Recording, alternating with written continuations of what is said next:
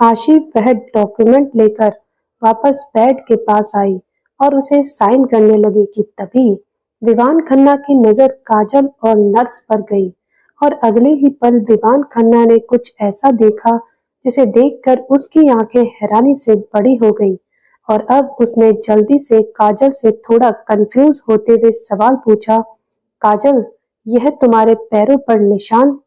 विवान खन्ना की बात सुनकर काजल ने तुरंत अपनी थाई के पास देखा, जहां एक रेड कलर के कमल के फूल जैसा निशान था, जो शायद काजल का बर्थ मार्क था।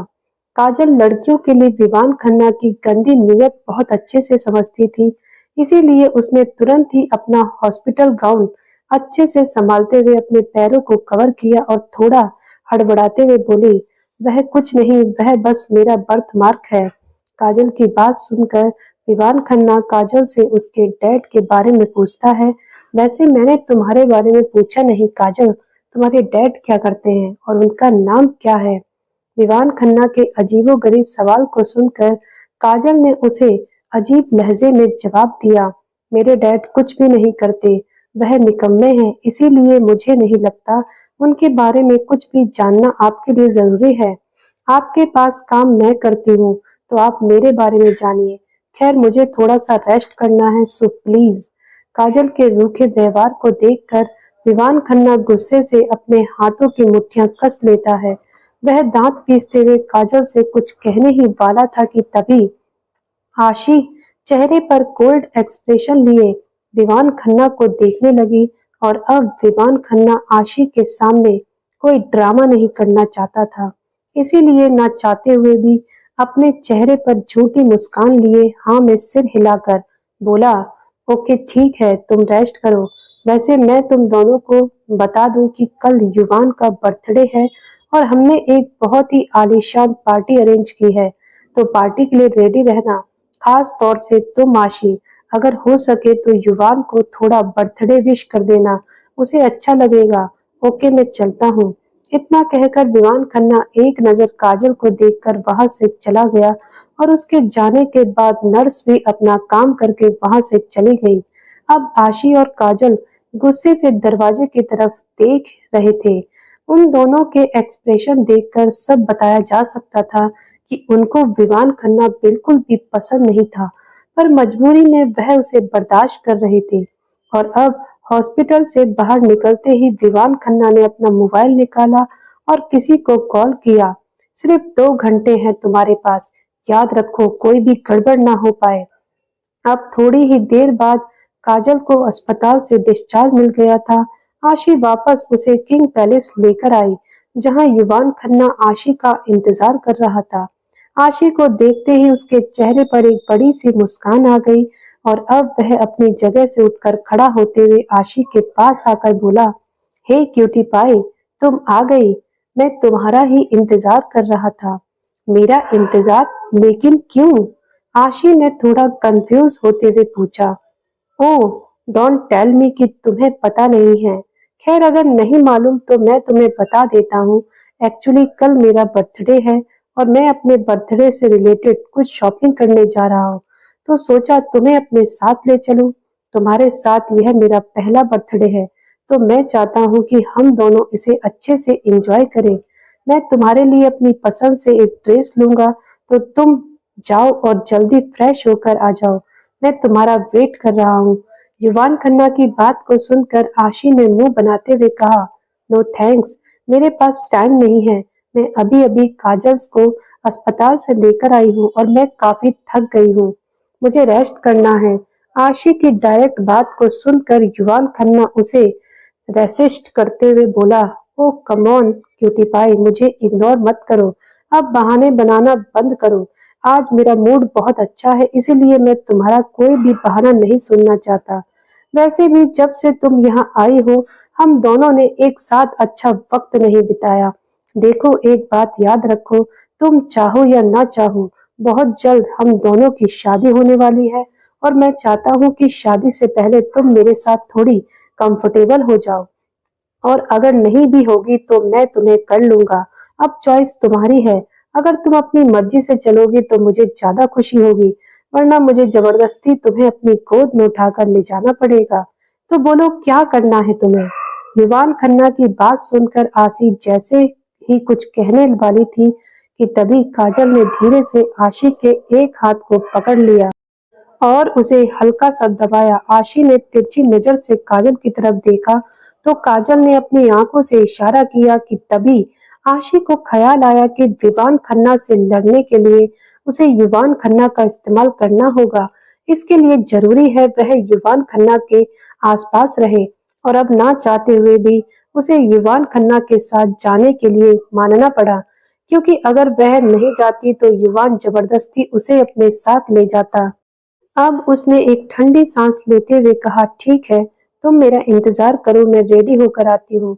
इतना कहकर वह एक सर्वेंट की मदद से काजल को लिफ्ट के जरिए अपने कमरे की तरफ ले आई और काजल को उसके रूम में छोड़कर वह खुद अपने रूम में रेडी होने के लिए चली गई।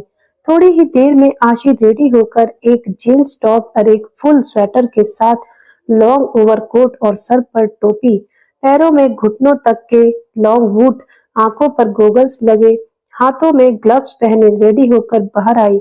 उसके खुले बाल जो कि उसकी पीठ पर लहरा रहे थे। आशी बहुत ही ज्यादा ब्यूटीफुल लग रही थी। युवान उसे अपनी गोगल्स हटाते हुए ऊपर से नीचे तक निहारता है और चेहरे पर तिरछी मुस्कान लिए उसकी तारीफ करते हुए बोला, वाह, तुम बहुत कूल लग रही हो क्यूटी पाई।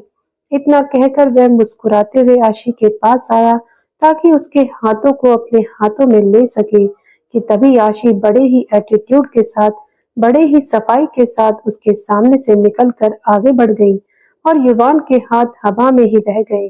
अब गुस्से से उसने दांत पीसते हुए अपने हाथ की मुट्ठी कस ली और झटके से पलटकर जा रही आशी की तरफ देखा। उसने अपनी आंखें छोटी करते हुए दिल ही दिल में अपने आप से कहा, बस बहुत हो गया तुम्हारा यह एटीट्यूड, कम नहीं हो रहा। सोचा था तुम्हें प्यार से मना लूंगा लेकिन लगता है अब तुम्हें मेरा स्टाइल दिखाना ही होगा क्यूटी पाई। अब तुम इंतजार करो और देखो मैं क्या करता हूँ। इतना कहकर वह अपने चेहरे पर तिरछी मुस्कान लिए अपनी आंखों पर दोबारा अपने गोगल संभालते हुए आशी के पीछे पीछे निकल गया। वहीं दूसरी तरफ काजल, जो कि अभी भी अपनी व्हील चेयर पर थी क्योंकि वह अभी भी बहुत अच्छे से ठीक से नहीं हुई थी, उसके पैरों में अभी भी दर्द था।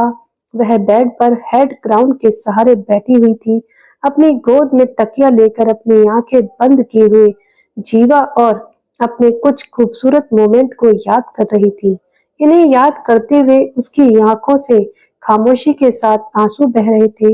एक बार भी पलट कर ना देखा था, हम अभी उसी से मोहब्बत कर रहे हैं, खबर तक ना पूछी बीमारी में जिसे हम हक में उसी के इबादत कर रहे हैं। कहते हुए उसके चेहरे पर कड़वी मुस्कुराहट थी कि तभी अचानक ही उसका मोबाइल फोन रिंग होता है और अपने मोबाइल पर फ्लैश हो रहे नंबर को देखकर उसके चेहरे की कड़वी मुस्कुराहट और भी ज्यादा गहरी हो गई। बस एक इनकी ही कमी थी, पता नहीं अब कौन से जुए के अड्डे पर पैसा हार कर बैठे हैं या शराब पीकर गिरे पड़े होंगे। कहकर काजल ने फोन रिसीव किया। हेलो, आप बार बार मुझे परेशान क्यों करते हैं पापा? मैं आपसे कितनी बार। और इससे पहले कि वह अपनी बात को पूरी करती, अगले ही पल उसकी आंखें हैरानी से बड़ी हो गई। व्हाट? कब? कहाँ? मैं अभी आती हूँ। इतना कहकर काजल जल्दी से हड़बड़ाते हुए बेड से नीचे उतरी कि तभी आह की आवाज के साथ अचानक ही उसके कदम लड़खड़ाए और वह गिरने को हुई थी। तभी उसने बेड को पकड़ लिया। उसने महसूस किया कि उसके पैरों में एक बार फिर दर्द हो रहा था, लेकिन उसने अपने दर्द को इग्नोर करके जल्दी से टेबल पर रखा हुआ अपना पैर उठाया और अलमारी में जाकर वहां से लॉकर से कुछ पैसे निकाले और अपना मोबाइल फोन लेकर वहां से जल्दी से किंग पैलेस से बाहर चली गई, क्योंकि वह यहाँ सिर्फ एक सर्वेंट के तौर पर काम करती थी।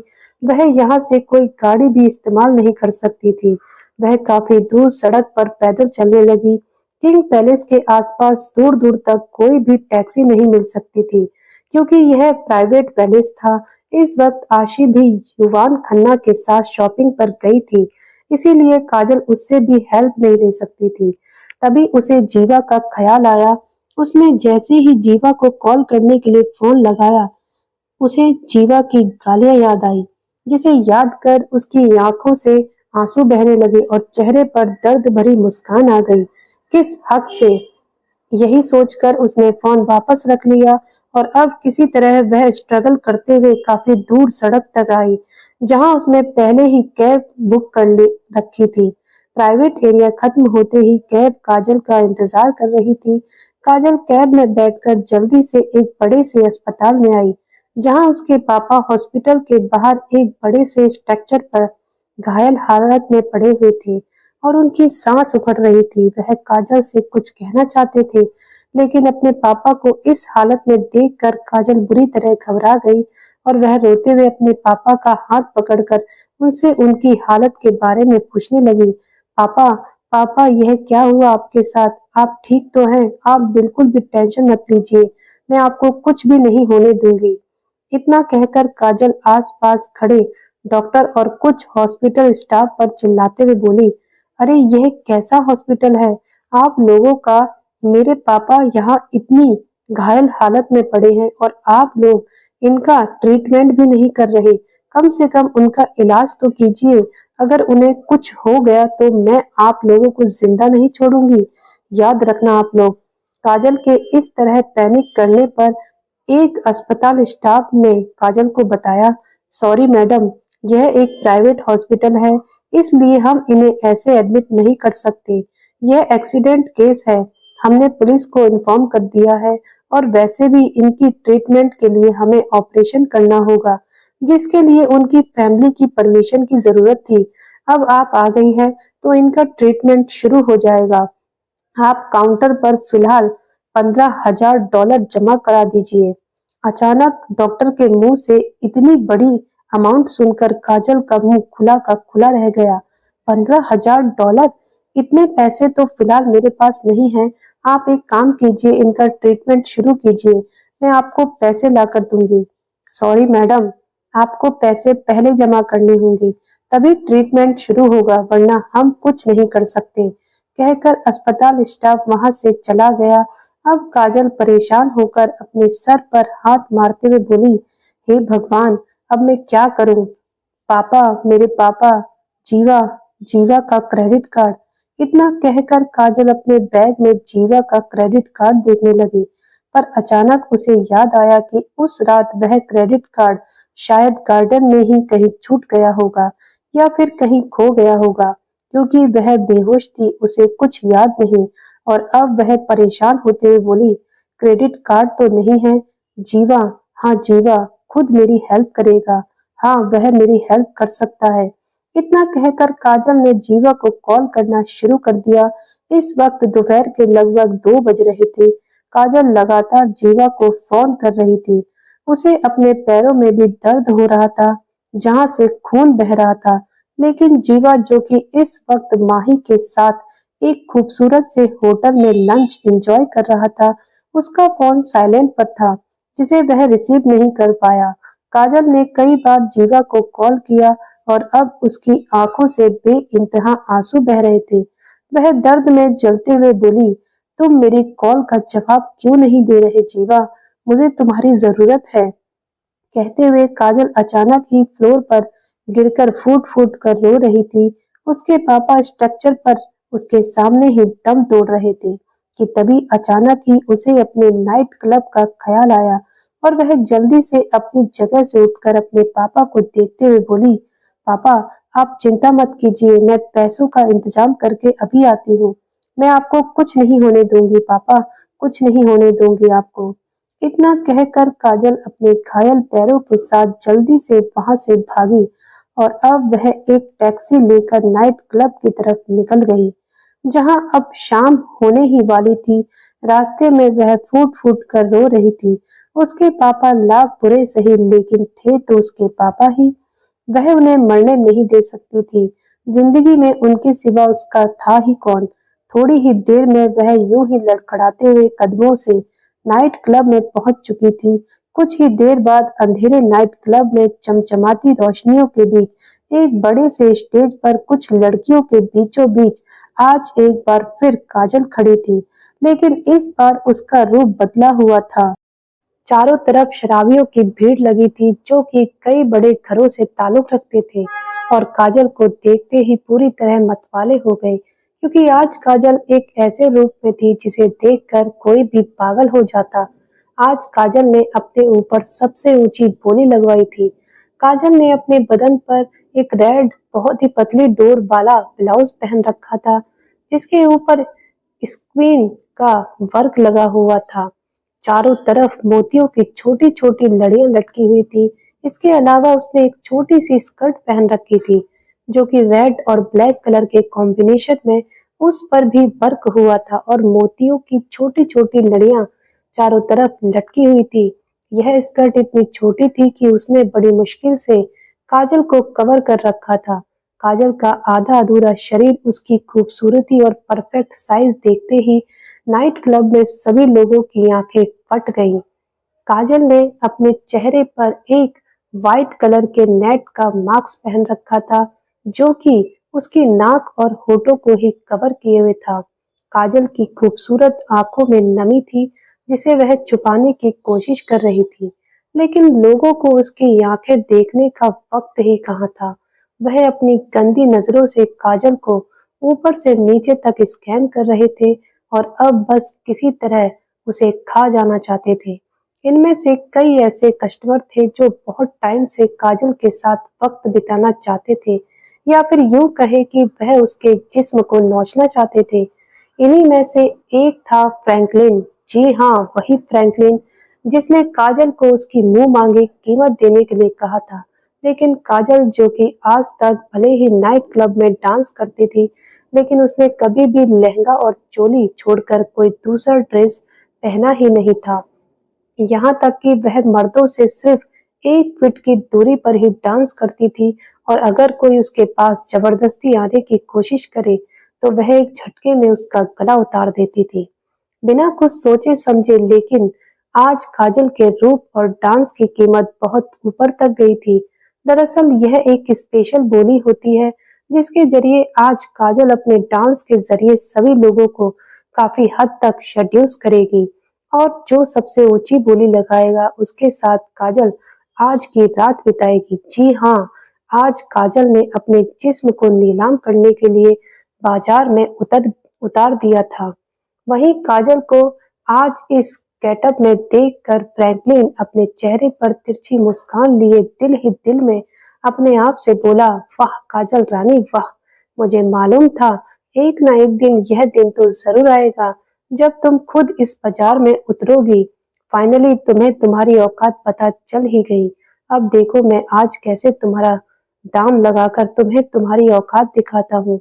आज की इस बैट को तो मैं ही जीतूंगा, लेकिन सबसे पहले मैं यह खुशखबरी उसे तो दे दूं जो यह जानने का सबसे बड़ा हकदार है कि उसकी चीज बहुत जल्द दूसरों के बिस्तर पर नीलाम होने वाली है।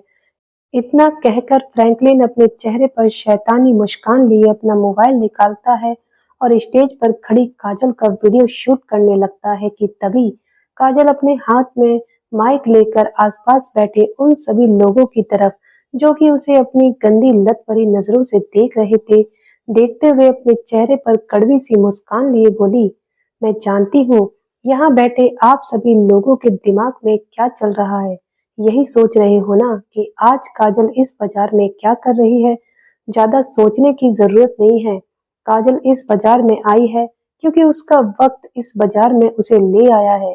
हाँ, यही मेरी हकीकत है जिसे आज मैंने एक्सेप्ट कर लिया है। आज वक्त ने मुझे सिखाया कि वक्त किसी का नहीं होता और जो वक्त से उम्मीद रखे वह कहीं का नहीं होता। काजल की बात को सुनकर पास में बैठा एक शराबी अपने चेहरे पर तिरछी मुस्कान लिए अपनी जगह से उठकर काजल के पास स्टेज की तरफ आते हुए बोला, क्या बात है काजल रानी, आज तेरी बातें बहुत बदली बदली हैं। आज तक तो तू कहती थी कि तू नाचने वाली है, लेकिन वैश्या नहीं। तू किसी का बिस्तर गर्म नहीं करेगी। तो आज अचानक क्या हो गया? आखिर ऐसी भी क्या मुसीबत आ गई जो तुझे भी इस बाजार में उतरना पड़ा? और कहाँ है वह तेरा हमदम तेरा जीवा जिसने तुझे आज तक इस बाजार में उतरने नहीं दिया था। तू तो उसके नाम पर बड़ा इतराती थी। क्या हुआ, सारी हेकड़ी निकल गई या फिर जीवा को मन बहलाने के लिए कोई और मिल गया? रुक, मैं तुझे एक चीज दिखाता हूँ। इतना कहकर वह शराबी अपना मोबाइल निकालकर काजल के सामने कुछ फोटो रखता है जिसमें जीवा माही के साथ गले मिल रहा था, उसके साथ घूम रहा था। अब काजल हैरानी से उस शराबी की तरफ देख रही थी कि तभी शराबी ने मुस्कुराते हुए कहा, यह तेरे जीवा का नया माल है, उसका दिल बहलाने का नया खिलौना। इस वक्त यह मेरे ही रेस्टोरेंट में इसके साथ लंच एंजॉय कर रहा है। लगता है तुझे भी यह पता चल गया है, इसीलिए तू अपनी औकात में आ गई। चल ठीक है, बोल कितना दाम है तेरा, मैं तेरी कीमत तुझे दूंगा। माना कि मुझे पहला मौका नहीं मिला, लेकिन फिर भी तेरी बहुत अच्छी कीमत मिलेगी। चल बता क्या कीमत है तेरी। उस शराबी की बात को सुनकर काजल, जो कि अपनी ही जगह पर ठगी हुई सी खड़ी थी, क्योंकि उसके पैरों तले जमीन निकल चुकी थी, उसे यकीन नहीं हो रहा था जीवा सचमुच किसी और लड़की के साथ है। और अब काजल को अपने ऊपर हंसी आने लगी थी। उसकी आंखों से अपने आप आंसू बहने लगे थे। वह उस शराबी की तरफ देखते हुए टूटे हुए दिल के साथ बोली, कितनी कीमत दे सकता है मेरी? चलो लगाओ कीमत। अपने आसपास बैठे सभी लोगों की तरफ उंगली पॉइंट करते हुए कहा, तुम और तुम जितनी लगा सकते हैं लगाओ। कीमत दिल के बाजार में तो मेरी कीमत 8 आने की नहीं है, देखती हूँ जिस्म के बाजार में कितनी है। काजल अपना सीना ठोक कर किसी घायल शेरनी की तरह बोली, जितना लगा सकते हो लगाओ। बोली, और आज जो काजल की बोली लगेगी काजल उसी की। लगाओ कीमत। काजल अचानक ही दहाड़ कर बोली, आज तक तुम लोगों ने सिर्फ काजल को नाचते हुए देखा है, आज सचमुच एक तवायफ को नाचते हुए देखोगे। इतना कहते हुए काजल वापस स्टेज पर चली गई और उसकी बातों को सुनकर आसपास बैठे लगभग सभी लोग एक पल के लिए कांप उठे। सभी हैरान नजरों से काजल को देख रहे थे और अब फ्रैंकलिन ने मुस्कुराते हुए वह वीडियो जीवा की तरफ सेंड कर दिया। इस वक्त उसके चेहरे पर एक तिरछी मुस्कान थी। वहीं दूसरी तरफ जीवा, जो कि अभी-अभी माही के साथ मॉल से बाहर निकल रहा था, इस वक्त वह बिलिंग काउंटर पर खड़ा था, पैसे पे कर रहा था। उसने अपना मोबाइल सामने बिलिंग काउंटर पर रखकर पैंट की पॉकेट से जैसे ही वॉलेट निकालना चाहा, अचानक ही उसका मोबाइल फोन रिंग करने लगता है। उस पर वीडियो मैसेज आया था। अब जीवा ने वीडियो ओपन करके देखा तो सामने का नजारा देखकर उसकी आंखें फैल गई। काजल को इतनी घटिया कपड़ों में इतने सारे शराबियों के बीच खड़े देखकर उसे अपनी आंखों पर यकीन नहीं हुआ। उसके हाथ कांपने लगे थे। नहीं, ऐसा नहीं हो सकता, तुम ऐसा नहीं। कहते हुए जीवा तुरंत ही वहां से बाहर की तरफ भागा कि तभी माही, जो कि मुस्कुराते हुए जीवा से कुछ ही कदम की दूरी पर खड़ी थी, उसे इस तरह भागते हुए देखकर उसे आवाज देते हुए बोली, अरे जीवा, तुम इस तरह कहाँ? मैं तुमसे बाद में बात करता हूँ, इट्स अर्जेंट। कहते हुए जीवा तुरंत अपनी गाड़ी की तरफ दौड़ा। माही उसे रोकते हुए बोली, अरे लेकिन मेरी बात तो सुनो। इससे पहले कि वह आगे कुछ कह पाती, जीवा तुरंत अपनी गाड़ी में बैठकर अपनी गाड़ी को फुल स्पीड के साथ दौड़ाते हुए वहां से ले जाने लगा। तुम ऐसा नहीं कर सकती, तुम ऐसा नहीं कर सकती काजल, आई विल किल यू। कहते हुए वह गाड़ी की स्टीयरिंग पर हाथ मारते हुए गुस्से से चिल्ला रहा था। अब बैकग्राउंड में एक म्यूजिक चलने लगा। तेरी बाहों में जो सुकून था, मिला, मैंने ढूंढा बहुत था, फिर ना मिला। वहीं दूसरी तरफ नाइट क्लब में काजल स्टेज पर एक पॉल से लिपट लिपट कर बड़े ही अदाओं के साथ डांस कर रही थी। इस वक्त उसकी आंखों में और दिल में बहुत दर्द था। दुनिया छूना चाहे मुझको यूं, जैसे उनकी सारी की सारी मैं दुनिया देखकर रूप मेरा कोई न जाने बेचारी मैं। काजल की आंखों के सामने जीवा के साथ बीते हुए हर अच्छे बुरे पल घूम रहे थे। जीवा की गालियां, उसके ताने और माही के साथ उसका अफेयर। है टूटी सारी की सारी मैं तेरे इश्क में हुई आवरी में, है टूटी सारी की सारी मैं तेरे इश्क में हुई आवरी में। कि तभी कुछ शराबी स्टेज पर आकर काजल को इधर-उधर हाथ लगाने लगे। उसे गंदे-गंदे इशारे कर रहे थे, उसके ऊपर शराब डाल रहे थे और वह चुपचाप एक जगह खड़ी होकर उन सभी की गंदी निगाहें अपने ऊपर बर्दाश्त कर रही थी और बोली, कोई शाम बुलाए, कोई दाम बुलाए। काजल उन लोगों को देखकर झूठी मुस्कान अपने चेहरे पर लाते हुए मैं भी ऊपर से हंसती और अंदर से हाय। वहीं दूसरी तरफ जीवा तेजी से गाड़ी चलाते हुए अपने आप से बोला, क्यों दर्द छुपाए बैठी है, क्यों तू मुझसे कहती है कि मैं खुद ही बिखरा हुआ हूँ। जीवा की आंखों के सामने अपना कुछ पास्ट घूम रहा था, उसका परिवार, उसका दर्द, अनाथ बहन, उसका बदला, जिसे याद कर वह एक बार फिर अपने आप से बोला, जीवा काजल के साथ बिताए हुए अपने लम्हों को याद कर, जब जब काजल उसके दर्द में रोती थी, उसे अपना प्यार का इजहार करती थी। काजल जब रोकर उसे शिकायत करती थी, जब उसने काजल को गालियां दी, उसे किसी और के साथ देखकर उसे तकलीफ हुई। वहीं काजल बाजार में अपना दाम लगता हुआ देख रही थी और रोते हुए अपनी ही जगह पर खड़ी थी। उसके आसपास सारी दुनिया घूम रही थी, सभी लोग एक से बढ़कर एक बोलियां लगा रहे थे, लेकिन उसे कुछ भी सुनाई नहीं दे रहा था कि तभी वह अचानक अपने होश में आई जब उसकी कीमत $15,000 तक पहुंच गई और यह कीमत किसी और की नहीं बल्कि फ्रैंकलिन ने दी थी। अब फ्रैंकलिन से ऊंची बोली कोई नहीं लगा पाया। काजल के ऊपर बोली लगाने वाले उसके दलाल ने अपनी गिनती आखिरी करते हुए कहा, तो लगाइए लगाइए और बोली लगाइए, बढ़ चढ़ कर लगाइए। आज की रात जो भी बोली लगाएगा काजल के साथ वह जी भर कर मजा कर पाएगा। $15,000 एक, $15,000 दो, $15,000 तीन। दलाल अपनी काउंटिंग खत्म कर चुका था, लेकिन अब सभी खामोश हो गए थे, क्योंकि इससे ज्यादा कीमत कोई भी काजल की लगा नहीं पाया।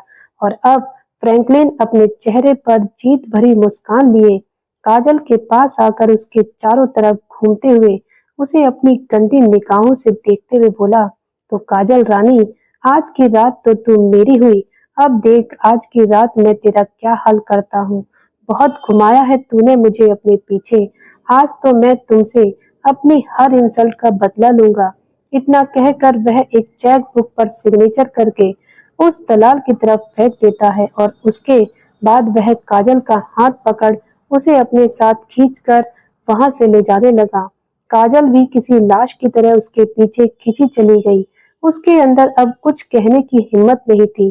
फ्रैंकलिन ने उसे खींचकर इसी क्लब में बने हुए एक कमरे की तरफ ले जाने लगा कि तभी अचानक किसी ने पीछे से काजल का हाथ पकड़ लिया और काजल, जो कि अब तक जिंदा लाश की तरह थी, उसने झटके से पलटकर पीछे की तरफ देखा तो वह हैरान रह गई, क्योंकि वहां जीवा खड़ा था।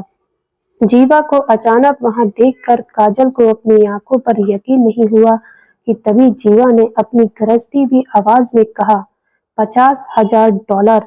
जीवा के मुंह से यह कीमत सुनकर फ्रैंकलिन जल्दी से काजल को अपनी तरफ खींचने की कोशिश करते हुए बोला, जीवा हाथ छोड़ दो उसका, वह बिक चुकी है।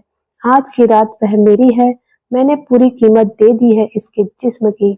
जीवा जिस पर नजर डालता है वह जीवा की हो जाती है और यह तो सिर्फ जीवा की ही चीज है। छोड़ इसका हाथ और निकल यहाँ से। इतना कहकर जीवा अपना ब्लैंक चेक पीछे दलाल की तरफ फेंक देता है और काजल का हाथ छुड़ाकर वहां से ले जाने लगा कि तभी फ्रैंकलिन गुस्से से जीवा के सामने आया। यह गलत है जीवा, मैं तुमसे पहले आया हूँ, मैंने बोली लगाकर जीता है इसे, तुझे चाहिए थी तो तुझे पहले आना था। इससे पहले कि फ्रैंकलिन आगे कुछ कहता कि तभी जीवा ने अपनी गन निकालकर तुरंत उसके पैरों पर शूट कर दिया। आ की आवाज के साथ फ्रैंकलिन अपने पैरों को संभालते हुए जमीन पर धड़ाम से गिर गया और उसके पैरों से खून की धार छूट पड़ी। वह दर्द से तड़पने लगा कि तभी जीवा काजल का हाथ यूं ही पकड़े हुए गुस्से से फ्लोर पर पड़े हुए फ्रैंकलिन की तरफ देखते हुए घूर कर चिल्लाया और लगभग दहाड़ कर बोला, कान खोल कर सुन लो यहाँ खड़े सभी लोग, यह सिर्फ मेरी है, सिर्फ मेरी। अगर इस पर किसी ने आंख उठाकर भी देखने की कोशिश की तो आंखें निकाल लूंगा, जिंदा जमीन में गाड़ दूंगा, खत्म कर दूंगा उस इंसान को, याद रखना, समझे? इतना कहकर जीवा सभी को वार्निंग लुक देकर काजल को अपने साथ खींचकर एक कमरे में लेकर आया और धड़ाम के साथ उसने कमरे का दरवाजा बंद कर दिया।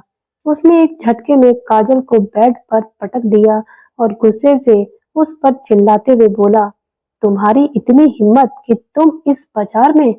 जीवा की आंखों में गुस्सा देखकर काजल अपनी आंखों में आंसू लिए बिस्तर पर उठकर बैठने की कोशिश करते हुए बोली, देखो जीवा, तुम्हें मुझ पर जितना गुस्सा करना है कर लो, लेकिन प्लीज फिलहाल मुझे जाने दो। मेरे पापा वह जिंदगी और मौत के बीच। इतना कहकर काजल अपनी जगह से उठकर वहां से जाने लगी कि तभी जीवा एक झटके में उसका हाथ पकड़कर उसे अपनी तरफ खींचता है। आह की आवाज के साथ काजल खुद को संभाल नहीं पाई और जीवा की बाहों में समा गई। काजल अपनी गीली आंखों से जीवा को देखने लगी। जीवा, प्लीज मुझे जाने दो। मेरे पापा, कहाँ जा रही है? डील अभी पूरी नहीं हुई। जिस्म बेचना था ना तुझे अपना, तो ले, मैंने कीमत चुकाई है तेरे। अब कपड़े खोल अपने और लेट जा। जीवा की इस बात को सुनकर काजल की आंखें हैरानी से फैल गई। उसे अपने कानों पर यकीन नहीं हुआ। वह अपनी ठगी हुई आंखों से जीवा को खुद को छुड़ाने की कोशिश कर रही थी, लेकिन अब अचानक ही खामोश हो गई। वह बेख्याली से जीवा की तरफ देखते हुए बोली, जीवा, यह तुम? मेरे पापा हॉस्पिटल में, मुझे उनके पास, वह मर जाएंगे। जीवा कहते हुए उसकी आंखों से आंसू बहने लगे थे। वही जीवा बिना किसी एक्सप्रेशन अपनी कोल्ड नजर से उसकी तरफ देखते हुए बोला, तुझे किसके पास जाना है और किसके पास नहीं, तेरा पर्सनल मैटर है। मैंने तेरे बाप का ठेका नहीं ले रखा। यहाँ से जाना चाहती है तो पहले शर्त पूरी कर। मैंने चीज खरीदी है और मैं तेरा कस्टमर हूँ। चल, कस्टमर की डिमांड पूरी कर। अब जीवा की यह बात काजल के कानों में किसी पिघले हुए शीशे की तरह जा रही थी। वह अचानक ही एक बेजान चीज की तरह जमीन पर रह गई और अपनी आंखों में आंसू लिए तुरंत ही खिलखिलाकर हंसने लगी। हा हा हा हा हा।